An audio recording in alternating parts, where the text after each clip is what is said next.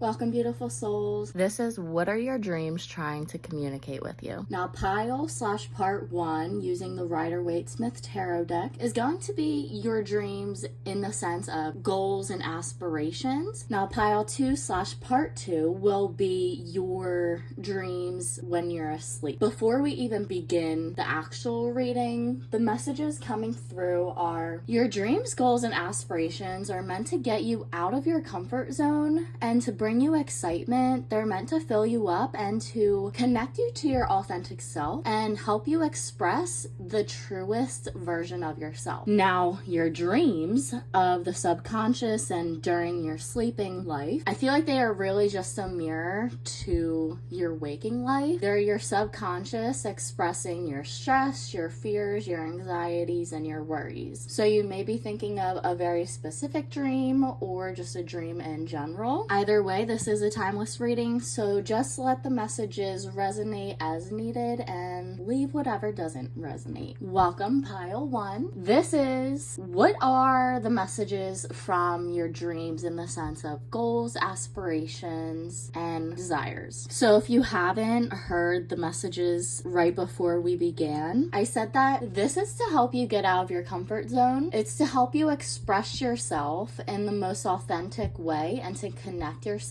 with your truth. They are here to fill you up, to bring you light and happiness and fulfillment. It's what sets your soul on fire and brings you excitement. You're stepping into the unknown. There's a lot of stress with it where it's the logistics, it's the truth of the reality. It might be very far out there, like being an actor or actress or singing, just something that is incredibly out of the box compared to a 9-to-5 office job that a lot of people are conditioned to follow. You keep coming back to it. It's this nagging feeling almost that is inside of yourself that wants to come out, and it may cause a lot of stress trying to push it off or to ignore it. You're being asked to trust the universe and to also take action. Now, this doesn't have to be quitting your job and giving your full-time access to whatever this is. Now, if that's what you feel called to do, go for it. But I feel like that is maybe what you want to do, but it's not what you can do right now. So taking small steps towards doing this action to achieve your dream will help you feel more fulfilled, even if it's a very small step. Now, if you want to write a book, 1 page a day, 1 chapter a day, editing, just doing something that is working on it for 5 minutes, 10, 15, 20, an hour, set a timer that is specifically designed for that experience. Whatever it is, if you want to create your own business, you would need business cards, a website, a menu, services. There's a lot of logistics that go into this. Stop distracting, stop numbing, figure out what you need to do in order to take these steps and continue down this path of what you want to do and actually do it. This is the beginning of your journey. You're in the research stage where it's not time to spread out that far. What I mean by this is going back to writing a book. If you want to write a book, you can't skip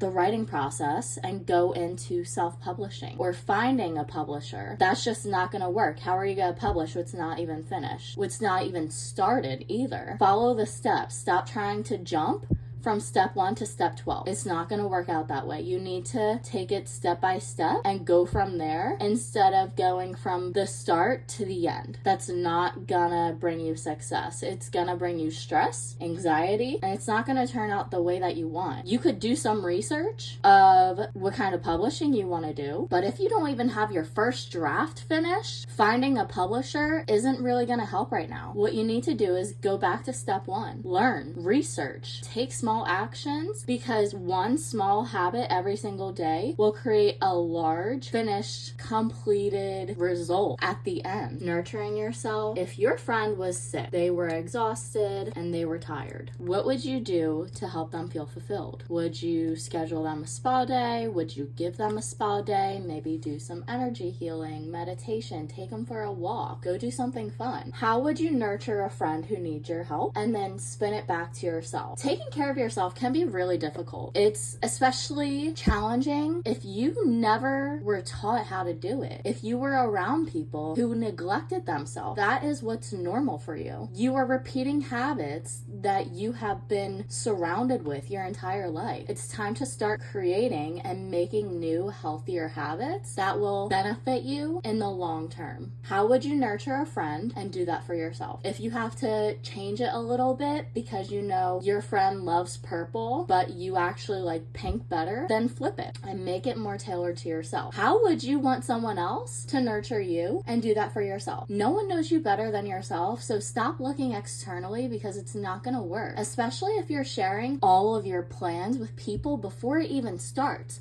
You haven't even created a blueprint, but you're telling all of these people what you're going to do, what you want to do. Stop. Keep it on the down low. Once you have an actual plan, then you might be able to share it a little bit. But even then, actions speak louder than words. You don't owe anyone an explanation. This is your life. Stop letting other people live it. Stop worrying about other people, where they are on their own journey. You can look at someone and see they're on chapter 36. You're comparing your chapter 2 to their chapter 36. You have absolutely no idea where they've been, what their story is, especially out in public. If you see someone at the gym and they are living your dream body, you have no idea what they've done to get themselves there. And it's sure as shit not binge eating on burgers and fries and doing absolutely nothing to help themselves. They have probably spent years eating healthy, healing themselves, consistently showing up for themselves. You see the end result, but you do not see everything that's gotten them there. Stop comparing yourself to other people. That's really just gonna hurt you. It's not gonna help you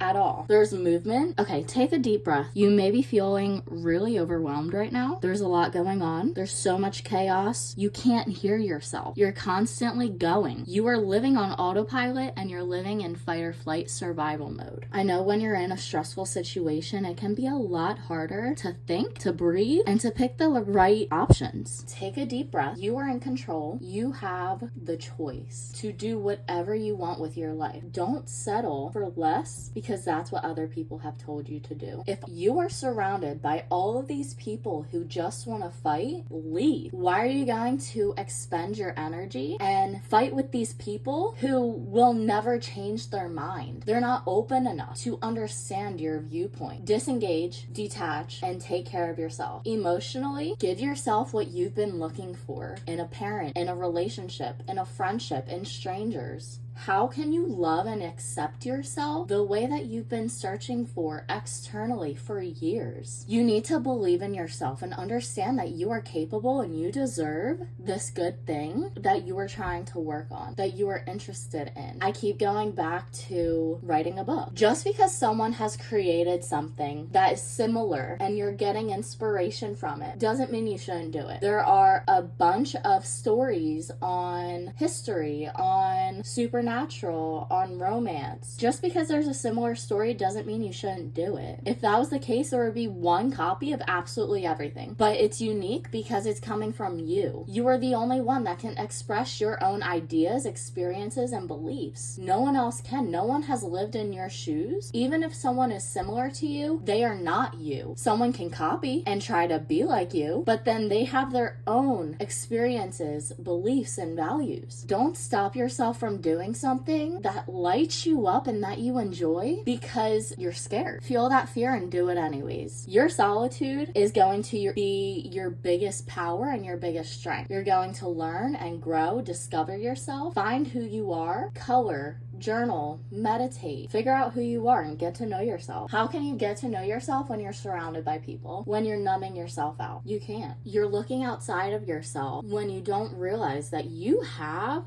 this entire world already within you. You're constantly trying to change, be someone else. And growth is amazing. Learning and healing, but you don't have to be on all the time. You don't have to constantly be trying to change. You're not meant to heal all the time. That's so exhausting. Healing can be beneficial to a certain degree. If you are constantly focused on healing, it's gonna do more harm than good. You may be ignoring a truth or refusing to acknowledge reality as it is. I feel like you're on an incredibly defensive path, and it's okay to defend yourself. I'm so sorry that you've been in this defensive mode for so long, constantly trying to protect yourself. And yes, if you won't do it, no one else will, but it's okay to rest. It's okay to breathe, and it's okay to take time to reevaluate your goals, your aspirations, and your future, but also acknowledge the present moment. What is going on right now? Try to find enjoyment in it. If someone's trying to get under your skin, disengage. Step out of there. Do whatever you have to do to protect your peace. I feel like that's what you have been doing, but it's time to take care of yourself. It's time to love yourself. That's gonna end this part 1 for what are your dreams trying to communicate when it comes to your goals, aspirations, and desires. Definitely stop by part/pile 2. What are the dreams of your sleeping state trying to communicate with you? If you're stopping here, thank you so much for joining me. I hope this helped. Please let me know how this resonated. Don't forget to like, comment, and subscribe. Hit that bell notification so you're notified every time I post. I'll see you next time. Have a great day. Welcome pile/part 2. This is messages from your dreams of your subconscious state of when you're asleep. These are the messages that they're trying to communicate. Immediately, if you didn't listen to what I said before we officially started, your dreams are the mental state that you're currently in. They're reflecting the outward reality that you're living in. They're expressing your fears, anxieties, and worries, as well as your insecurities. You may be consciously pondering what it's like back in the day. I feel like a lot of your dreams may be from childhood, whether it's people, it's housing, it's family. There's a certain amount of things that are trying to be healed. It is your body feeling safe enough to process the things that you've gone through, the things that you have felt. I want to talk about karma because a lot of people think that karma is when you do something, you get something back. And in a way it is, but karma is also everything you've lived through. Think of it like a videotape and the string of memories. Your body is constantly taking pictures of your reality, but these pictures are moments. They are what you're seeing, what you're feeling, what you're believing, what you're tasting, you're smelling. It's constantly being taken. And your dreams when you're asleep are going back to these moments. They may be reliving certain experiences so you can feel it and you can heal it. You can process it and you can let it go and even learn from it. I feel like some of these dreams, you're being more assertive. You're having boundaries and setting boundaries. You may not have had good role models and learned how to set boundaries. You could have been in a toxic environment who would shame you or guilt trip you if you did have a boundary. I do not blame you for your experiences and the actions you've had to take to protect your peace and to protect yourself. Don't blame yourself for the things that you've done in survivor mode. Yes, take accountability for your actions, but don't beat yourself up if you've had to cut off a toxic family member or if you've had to assert yourself and not back down, because honestly, good for you. You're not being the pushover and the people pleaser that you were forced into in order to survive. You're an adult now. You're looking at these experiences through an adult lens. You're no longer a child, and this is allowing you to have compassion. You are the person that would have protected you as a child. You are the person that your inner child has needed since birth. You have done so much to reparent yourself, to grow and to heal, and I'm so proud of you, and you should be proud of yourself too. You are finally sticking up for yourself. You're standing firm and you're building foundations within yourself. You are creating a home within yourself. You are bridging the different versions of yourself and you're coming back to your own soul. You're coming back to your home. You're diving into the subconscious of the things that you numbed out, the things that you have been running from. If you use substances